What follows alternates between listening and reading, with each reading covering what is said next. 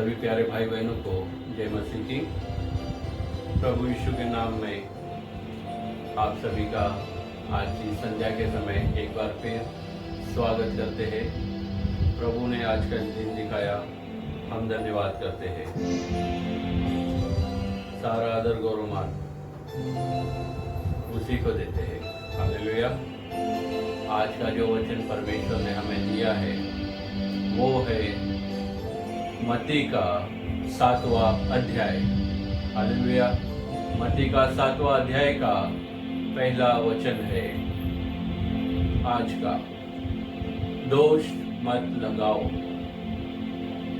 कि तुम पर भी दोष ना लगाया जाए।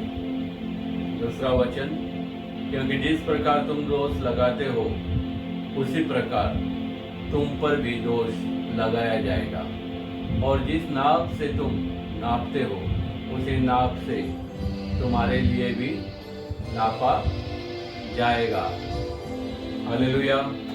आज के इस वचन के ऊपर हम गहराई से मनन करने जाएंगे। हम इतनी गहराई से मनन करना चाहेंगे कि परमेश्वर आज हमारे जीवन में कुछ नया, बिल्कुल नया हमारे जीवन को कर दे।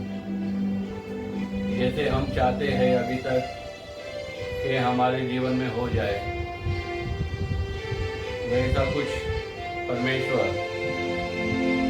आज हमारे जीवन में करने पाए। हम परमेश्वर से प्रार्थना करते हैं।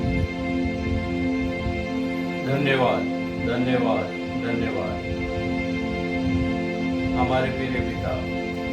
प्रभु, आप जब इस सृष्टि पे थे तो आपने शिक्षा दी कि दूसरों पर दोष ना लगाओ, ताकि तुम भी दोषी न ठहरे जाओ। खुदावन, आज इस वचन के द्वारा पवित्र आत्मा जी हमसे बातें कीजिए और हमें सिखाइए, हमें जीवन में निर्दोष कैसे रहना है और कैसे सफल होना है। आपके मीठे और मधुर नाम से हम मांगते हैं, सुनो और कबूल कर। आमीन, आमीन। आज का वचन है, दोष मत लगाओ कि तुम पर भी दोष ना लगाया जाए। मेरे प्यारे भाई बहनों, हम अपने जीवन में ऐसी ऐसी बातों को देखते हैं कि हम उन बातों में इतने खो जाते हैं कि हमारा जो पवित्रता वाला जीवन है उस जीवन को भूलकर हम ऐसी अवस्था में चले जाते हैं कि हम प्रार्थना का जो विषय, प्रभु का जो वचन का विषय है, उन सारी बातों से हम आगे निकल जाते हैं। हालेलुया। हम दोष क्यों लगाते हैं? क्योंकि हम अपने आप को जब श्रेष्ठ मानने लगते हैं और अपने आप को ही पवित्र समझने लगते हैं तो हमें ऐसे लगता है कि सामने वाले में तो कितनी बुराइयां हैं, लेकिन मैं तो उससे बहुत ही अच्छा हूँ। हालेलुया। तो ये जो कमियां है ये आती है दूसरों को देखने की वजह से। मैं श्रेष्ठ हूँ, मेरे अंदर बहुत सारी विशेषताएं हैं, मैं उपवास करता हूँ, मैं रोज बाइबल भी पढ़ लेता हूँ, मैं रोज प्रार्थना भी करता हूँ, कलीसिया में मैं बहुत अच्छा गाना भी गा लेता हूँ। बाकी लोग तो कुछ नहीं करते। और किसी भाई या किसी बहन के अंदर या किसी और इंसान के अंदर जब हम लोग बुराई देखते हैं, भले वो उससे गलती से कोई गलती हो गई है, लेकिन हम उसी गलती को पूरे प्रचार के साथ में आगे तक भेजते हैं।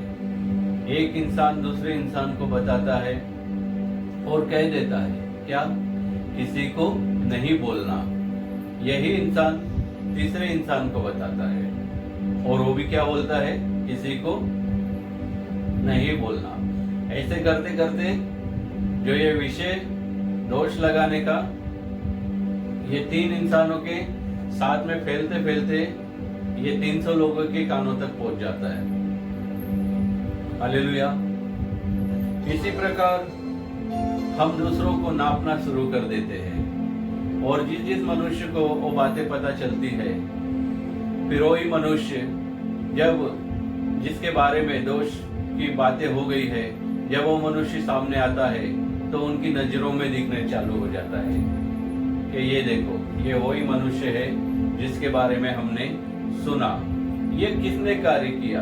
ये दोष लगाने वाली आत्मा ने। दूसरे वचन में क्या लिखा है? जिस प्रकार तुम दोष लगाते हो उसी प्रकार तुम पर भी दोष लगाया जाएगा, और जिस नाप से तुम नापते हो उसी नाप से तुम्हारे लिए भी नापा जाएगा। हालेलुया। हम परमेश्वर की कितनी भी भक्ति कर लेते हैं, हालेलुया, जब हम दोष की तरफ चले जाते हैं, किसी मनुष्य की कमियां कमजोरियां हम देखना शुरू कर देते हैं, तो उसके बाद क्या होता है? उसके बाद शुरू होता है उत्पत्ति का पहला अध्याय का हव्वा वाला वचन, आदम और हव्वा वाला वचन। हालेलुया। हव्वा ने फल खाया और आदम को भी खिला दिया, और जब परमेश्वर उससे मिलने आए ठंडक के समय, संध्या के समय, तब परमेश्वर ने आवाज लगाई, तब हव्वा डर गया, कांप गया, और उसने कहा कि मैं तेरी आवाज सुन के डर रहा हूं और मैं निर्वस्त्र हूं। और उसने ये भी कहा कि जिस स्त्री को आपने मेरे लिए बनाया था, उसी स्त्री ने जो आपने बुराई का फल खाने के लिए इनकार किया था, वो ही फल खुद भी खाया और मुझे भी खिलाया। हालेलुया। ये बातें बड़ी गहरी है।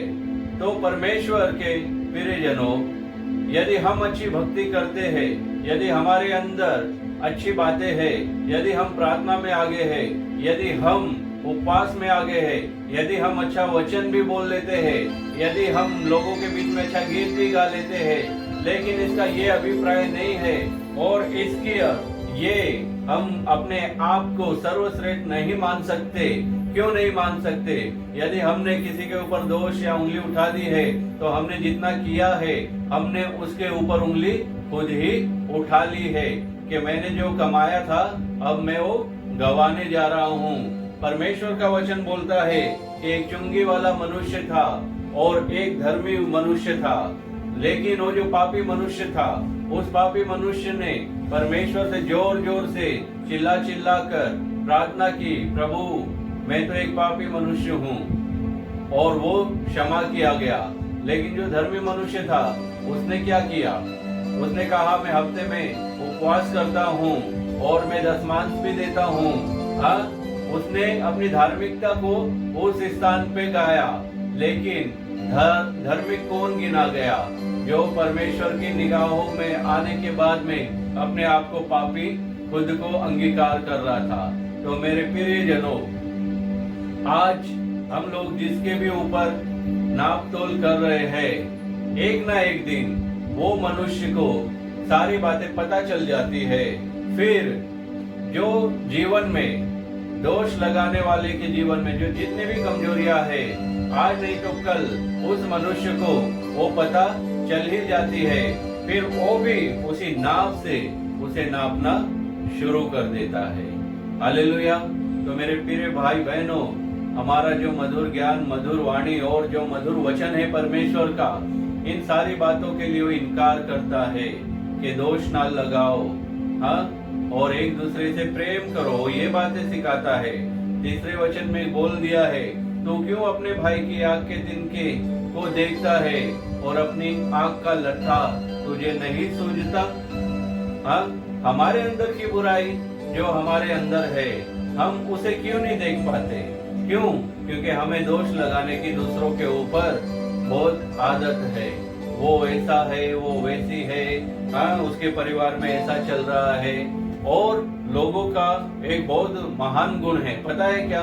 उनके अंदर जो बुराइयां है वो लोगों के सामने नहीं रखते, वो अपनी महानता जताते हैं। चार लोगों के सामने वो अपनी महानता दिखाएंगे, अपने आप को बड़ा ज्ञानी समझाएंगे, हाँ, बड़े ज्ञान की बात करेंगे। लेकिन गुप्त में और अनदेखा जो वो पाप कर लेते हैं, जो गलतियां कर लेते हैं, किसी के हृदय को दुखाने का कार्य गुप्त में करते हैं, और वो सारी बातें परमेश्वर खुल्लम खुल्ला सामने लेके आता है तो फिर उस मनुष्य को नापने के लिए ज्यादा समय नहीं लगता। फिर उसके सामने व्यक्ति सीधा बोल देते हैं कि आप पहले अपने आप को ठीक कीजिए। इसीलिए यहाँ पे क्या लिखा है, तो क्यों अपने भाई की आंख के तिनकों को देखता है और अपनी आंख का लठा तुझे नहीं सोचता। दूसरों की बुराई देखना उससे अच्छा है अपने आप को जिस अवस्था में हो परमेश्वर के सामने समर्पण करो। यदि पाप किया है तो परमेश्वर के सामने रो और गिड़गिड़ाओ और मान लो, हाँ परमेश्वर मैं पापी हूँ, मैं पापी हूँ। अगर हम लोग इस प्रकार से परमेश्वर के सामने प्रार्थना करते हैं, हाँ परमेश्वर मैं पापी हूँ, तो परमेश्वर हमसे खुश होगा, प्रसन्न होगा। पता है क्यों होगा? क्योंकि वो पवित्र लोगों के लिए नहीं आया है, वो पापियों के लिए आया है। तो पापियों की लिस्ट में यदि जाओगे तो परमेश्वर का आशीर्वाद आप जल्दी पाओगे। हालेलुया। अपने आप को हमें छोटा करना है, ना कि दूसरों को छोटा करना। हालेलुया। और खुद को बड़ा दिखाना। आगे लिखा है, जब तेरी आंख में लठा है तो तू अपने भाई को से कैसे कह सकता है, ला मैं तेरी आंख का तिनका निकाल दूं। हमें अपनी आंखों को स्वच्छ रखना है, पवित्र रखना है। हमारे हृदय में जो कचरा है उसे साफ करना है। उसके बाद में हमें लोगों के सामने प्रस्तुत करना है जो भी हमारी सद्भावना है। हालेलुया। परमेश्वर पवित्र था और संसार में आया और उसके अंदर कोई भी पाप नहीं था, लेकिन उसने इस पापी संसार में आने के बाद भी हम सभी के पापों को माफ किया ताकि हम अनंत जीवन पा सके। और 5वां वचन है, हे कपटी, पहले अपनी आंख में से लठा निकाल ले, तब तू अपने भाई की आंख का तिनका भली भांति देखकर निकाल सकेगा। हालेलुया। तो मेरे प्रिय लोगों, ये आपसे नम्र निवेदन है आज के इस वचन के द्वारा कि हमारे अंदर जो जो कमियां, जो भी खामियां है, जो परमेश्वर से अब तक दूर रखी है। पता है लोगों के सवाल ये क्यों है, हम प्रार्थना नहीं कर सकते, क्योंकि उनके जो निजी कमियां है, जो उनके संस्कारों में जो कमियां आ गई है, वो उन पर अभी तक जीत नहीं पा सके हैं। इसीलिए लोग प्रार्थना नहीं कर पाते।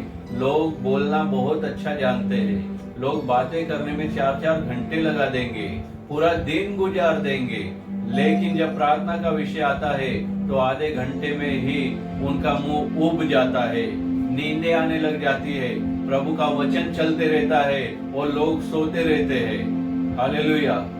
इसका अर्थ क्या है? अपने आंख के तिनके को साफ करो, दूसरों के बारे में विचार करो, ये हमारा कार्य नहीं है।